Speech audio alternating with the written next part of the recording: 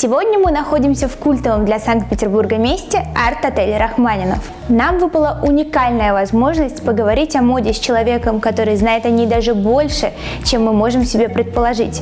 Его называют серый кардинал мира моды, так как он является советником и консультантом ведущих модных домов.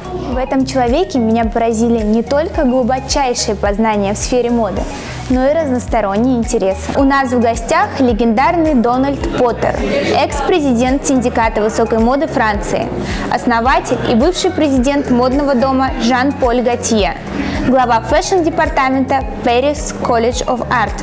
И это далеко не все его почетные звания. Hello, Donald. Hello. First of all, I would like to thank you for the time that you're willing to spend answering my questions. It's a pleasure. Firstly and mainly, I would like to speak with you about Russian fashion industry today, as you're basically here. And my first question is, what do you actually think about Russian fashion industry? Do you think it's progressively developing nowadays? It's, of course it is developing because fashion has become international. It's changed a lot. If you look at, for instance, in France, in Paris, now you have very few French who are artistic directors of houses. You have people from Georgia, at Balenciaga, you have people from all over the world. So now it's difficult to speak of national fashion. Have you got any favorite Russian designer or probably someone who captured your attention for some reason? I must say that Valentin Yudashkin came to Paris very often. Absolutely. And he was part of the wood show during the Fashion Week in Paris. And what do you think a beginner should know about fashion industry to be successful? What is your suggestion to start with? You have many brands, and so the cake is the same size, but the slices are smaller and smaller. Yeah. So I guess today for a young designer, it's very difficult to make to work unless you work for a big company first. And I advise all new designers not to start their own brand at the beginning. It will be a big mistake because you're certain that you're going to your house is going to die in 2 or 3 years. But to start working for a big company, to learn not only, of course, design, but design is not everything. Yeah. So, and talking about that, what do you think is more important in creating a designer collection, to be creative or to be commercial? This is very difficult today. To be a very good fashion designer, you have to be a bit schizophrenic. Yeah. Because of course you have to please the press, which wants, you know, extraordinary things and things to show on TV. And of course you need to sell, otherwise you won't last for long. And can you name some factors that help you to indicate if a fashion brand is successful or not? It has to be really very balanced. It has to be balanced with creativity, but not extravaganza, because extravaganza can be for haute couture, okay? But haute couture is only for the image. So if you do only image, it's not enough. Today the world has changed. You do not make fashion like you did in the 90s or even in 2000. You know, it changes very quickly. True. Every 10 years there is a revolution and things change. So today you must make a fashion which is both creative, but not too much, and commercial, but not too much. So it's always a question of fine-tuning. You know? Yeah, true. And what is your favorite fashion week all over the world? I'm more interested into designers themselves. So would they show in Moscow? Would they show in St. Petersburg? Would they show in Paris? You know, in Paris you have a lot of shows that are very boring. Yeah. And talking about the personal style, could you name some people who have, in your view, a good sense of style? Well, of course, as you know, I worked a lot with Jean-Paul Gaultier. Yeah, I know. And we worked 25 years together. So I must say that I was very influenced by his work, and I think he's really a master. In terms of designers, I think that the best designer of all time was Alexander McQueen.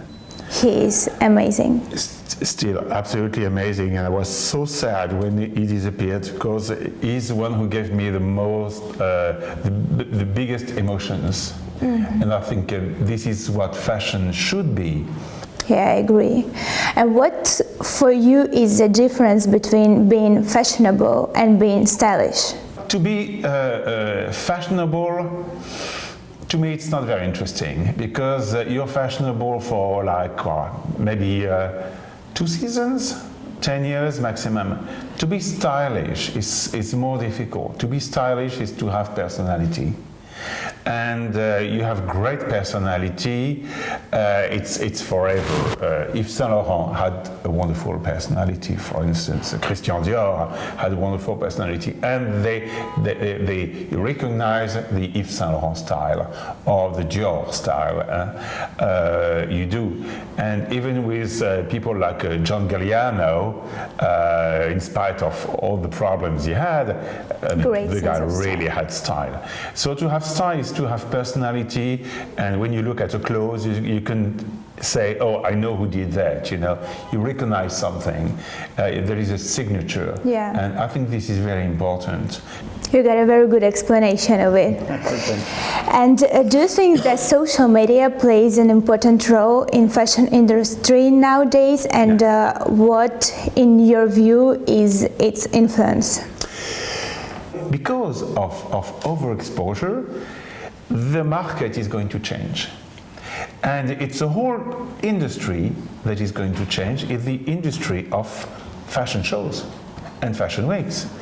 Because I think that fashion weeks are going to change, maybe disappear. And the shows are going to be made when the clothes arrive in the stores. Because now people don't want to wait.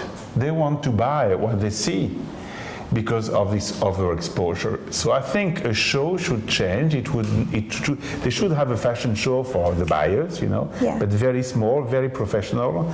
And then when the clothes arrive in the stores, you make a mega fashion show for the public. We invite people, thousands of people if you want, as many people as you want, and then you show.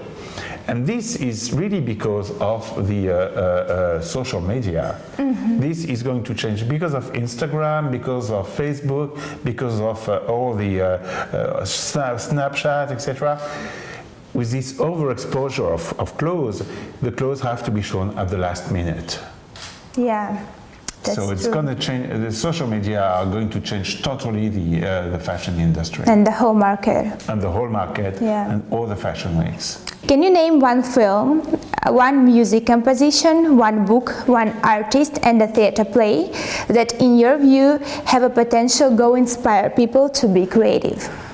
Shall we start with theater? Yeah, let's start with theater. We don't mind. Shakespeare would be the most creative because all his work is absolutely amazing and still very modern. You know? Yeah. I love Chekhov. He's one of my favorite. The first word I knew how to speak in Russian was Yachaika. Oh, really? Because I love that play. But Chekhov is very conventional and very 19th century, and it's very hard to change it. But Shakespeare, you can imagine everything, you know. So Midsummer Night's Dream, for instance, you can imagine everything, and this is very good for the soul. So I guess that would be my answer as a play. Music composition? Music composition. So I'm very eclectic in terms of music because I like rock and roll. Oh. I like even some country music. Yeah. But my favorite is Baroque music. Okay. Because Nice choice. Yeah, I think that Baroque music and especially Baroque opera helps for the creativity because you can do whatever you want. Because it's fantasy. So you can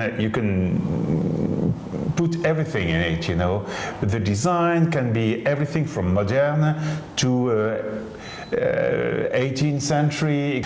And talking about artists like painters, you mean? Like painters. Like painters. Okay, so this is going to be very different. I like very much Soulage. Oh. Soulage is painting only black, as you know. Okay. All his paintings are just black, but it's thousands of different blacks. And this is what's so important to me, where to find the light in the black, because I have this obsession of light. So giving a personal kind of... Yes, it helps you, you know, it doesn't, once again, it helps you to be very creative, I think, because it offers you, it's like a gift, you know, it offers you thousands of interpretation. And it lets your mind, you know, like Zen, it lets your mind open, and you can put all your imagination in a piece of Soulage. So I would say he's really my favorite painter. Cool. And what about the movie? What about the movie? Yeah. Okay. Oh, I have a very bad taste in movies. But still. Yeah, I like blockbusters, you know, American movies with a lot of action and science fiction. Do you have one to pick? My favorite movie is Blade Runner. Cool. Because it's a very strange movie.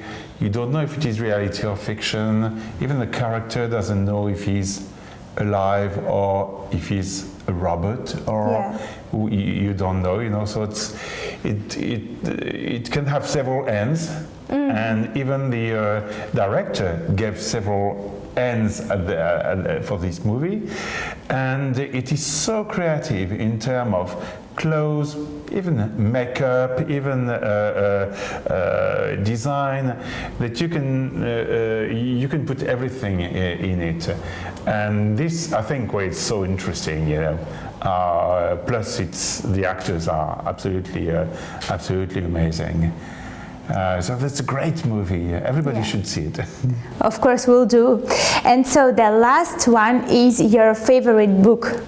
I think that I studied theater. You know, I studied theater. Oh, wow! So I have a master in theater, and I've always been influenced in the theater. So I guess my favorite books of them all would be the plays of Jean Racine. Okay.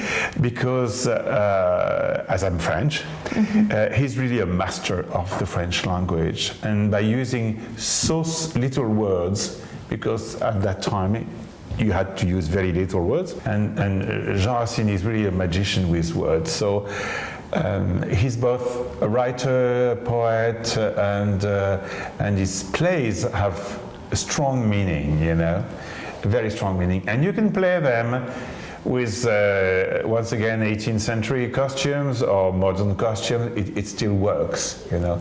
Even if it is stories of the antiques like Phaedra, you know. It even works with something very modern.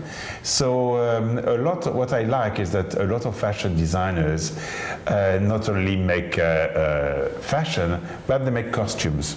Yeah. They make costumes for the movies, they make costume for the opera, they make costume for ballet, they make costume for it's different work, you know. With Jean-Paul Gaultier, We made some wonderful costumes. He made the costumes, and I just signed the contracts for The Fifth Element, for instance, of Luc Besson, and for the movies by Pedro Almodovar, and plenty of other things. It's a very different work from fashion, a very different rhythm, and it's important for a designer to change rhythm, you know, not to be in a routine and to do all the time the same thing. It's very good to slash your time and do something different because it gives you energy. Of course. Donald, thank you so much. It's so kind of you to come and give us so many interesting facts about fashion. And I hope you have a great time in St. Petersburg. I'm sure we'll have a wonderful time in this beautiful city.